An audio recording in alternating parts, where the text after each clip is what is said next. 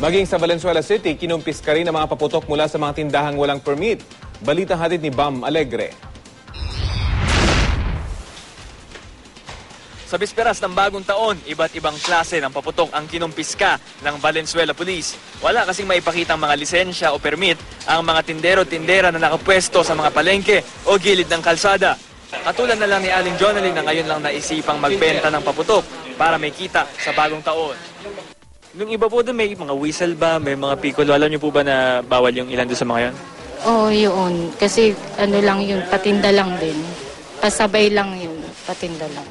Bagay hindi niyo po alam na may mga whistle bomb at piccolo doon? Pero magkano po yung whistle bomb tsaka piccolo? 3 pesos lang.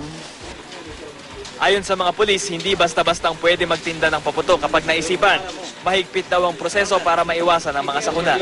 Kahit po hindi pinagbabawal ng batas o nire-regulate ng batas na pwede natin ibenta katulad ng mga nakikita natin dyan na ibang items, fountain or kahit hindi siya illegal, basta po wala tayong permit na manggagaling po sa PNP or sa FEO natin sa Permanent Exclusive Ordnance Office natin sa Camp Crame, huhulin po natin kung sino pong magbebenta.